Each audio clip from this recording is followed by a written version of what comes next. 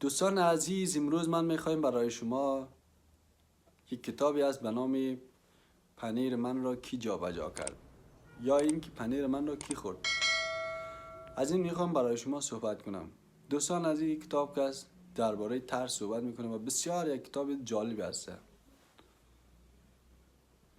دوستا، دو تا موش بودن، میفهمی؟ اینا دنبال پنیر میگشتن. یعنی بالاخره این دوتا موش مثال میزنن به آدم. یعنی اگر نمی ترسیدی چی کار میکردی؟ اگر نه بترسی و کار انجام ندی و وضعیت بدتر میشود و این چیزا. و من و شما میخوایم که خلاصه ایش بگوییم. دوستا، واقعیت زندگی همین است. وقتی که میترسی هیچ کار نمیکنی، باور کن و پردای بدتر امروزت میشود. پردای از امروزت کده بدتر میشود. اما زندگی تو تغییر بدی، تغییر کوچک میتواند تو را با تغییر بزرگ برساند. و هر باری که به ترست غلبه میکنی، اعتماد به نفست بالا میرود. هر باری که به ترست غلبه میکنی، قوی تر از دیروز میشی. لحظه به لحظه قوی میشی. فرض کن همه چیز، هر چیزی که در ذهنت احساس میکردی داشته باشی، چی میشد؟ اگر نمی ترسیدی چی میشد؟ ببین، اگر شکست نباشه، موفقیت اصلا معنی ندارد. یعنی ما و شما در زندگی خودمان همون چیزایی که میخوایم نداریم، تلاش میکنیم که به همون چیزا برسیم. بعضی وقتا من فکر میکنم که خدایا، میگم چرا این دنیا را مثلا همیشه تو توانایی ایره داشتی که همه این آدم ها را زبانش یکی میکردی. نیاز نبود که یک نفر بره 2 سال 3 سال یک زبان دیگه یاد بگیره. باز چرا میفهمی میگم؟ چون خداوند همچین کار کرده که مردم مصروف شوند، یعنی سرگرم باشند، یعنی نفهمند که عمرش چه قسم میگذرد. وگرنه تو در زندگی خودت هر چیزی که میخواستی داشته باشی، هر چیزی که تصور میکنی برش برسی، و این زندگی خود مزه نمیده و این زندگی که اصلا لذت نداره. خود تو یک چیز نداری، در یک چیزی در ذهن تصور میکنی، تلاش میکنی که به اون برسیم. گفته یعنی اون چیز باید من داشته باشم. گفته ببین، در این دنیا یک کسی تلاش میکنه، سعی میکنه پولدار شوه. یک نفر سعی میکنه، تلاش میکنه که یک قهرمان شوه، همه دنیا بشناسنش. و یک کسی هم میخواد که یک چیز دیگه شوه.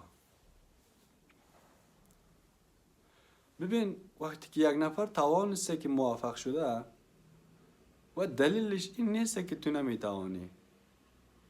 میتوانی، به شرط این که باید وقتی که میخوایی که مثل اون شوی، کارایی که او کرده باید تو هم بتوانی انجام بدی.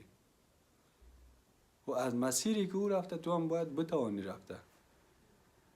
مردم هر چی میگن به تو، ولی تو باید توانی را داشته باشی که و هر باره که زندگی سرت فشار میاره، یک انگیزه برای خودت بدی که نه، من نمیتوانم، این که توقف نکنی. و موفق شدن نیست که سخت نیست، اما مسیر یه راه داره، یه چالش خودش داره. ولی این تو هست که باید دوام بیاوری. به هر چیز نمیشه که با یک روز 2 روز به دست بیاوری. باید تحمل کنی، باید پایدار بمانی که یاد بگیری. ولی مثلا تو میخوای یک زبان یاد بگیری، به نظر در 1 روز یاد میگیری؟ یاد نمیگیری. بعضی کسا حوصله‌اش ندارن، بعضی کسا نمیخوان یاد بگیرن. بعضی کسا میگه استاد دوم یک حرف زشت زد. وقتی که او کسی که زبان یاد گرفته ولی تو که میخوای زبان یاد بگیری، ولی معلم استاد برای تو یک حرف زده که مثلا تو کوشش نمیکنی برای یادگیری همین چیزا، به خاطر یک کوچکترین حرف تو خودت ناامید میکنی، انگیزه تعزیز میدی، یادگیری زبان رو ترک میکنی.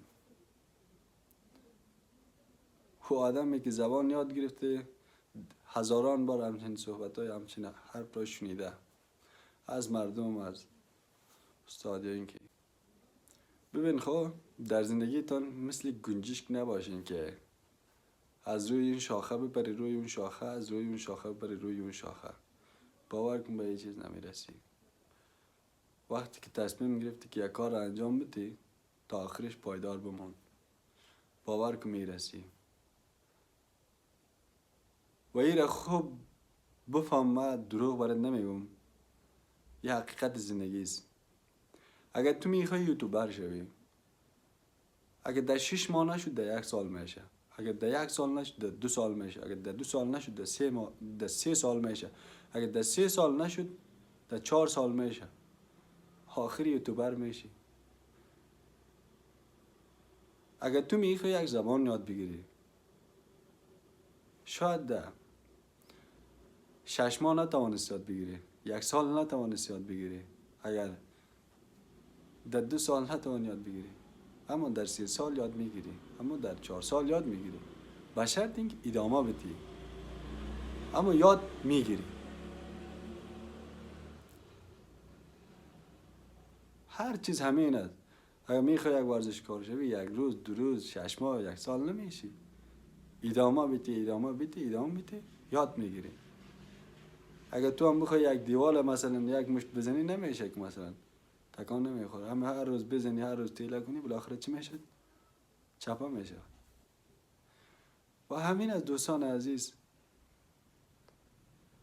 خداوند ببین این دنیا تمام زمین و آسمان و پستی و بلندی و سختی و در این سال 4 فصل ما شما تجربه میکنیم و این چیزا برای ما شما یک کتاب است، یک درس باید بگیریم.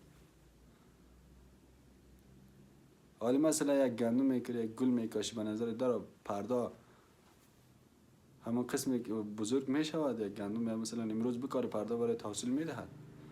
نه خیر. هر چیز زمین است. ادامه بدی ولی یک روز به همون خواسته ایت هم میرسی. اگر ناامید شوی، ادامه ندی، باز یک مدت یک روزی میشود خودت سرزنش میکنی، میگی که من ای کاش که همون روز ترک نمیکردم یا ادامه میدادم، امروز به کجا میرسیدم. هر جایی که هستین جور و صحتمند باشین دوستای عزیز. همه تانا دوستان دارم. ویدیو را لایک کنید، سابسکرایب کنید، به دوستانتان شیر کنید و دیگر جور و صحتمند باشین. در هر جایی که هستین در فنای خدا و نفاق الله متعال باشین.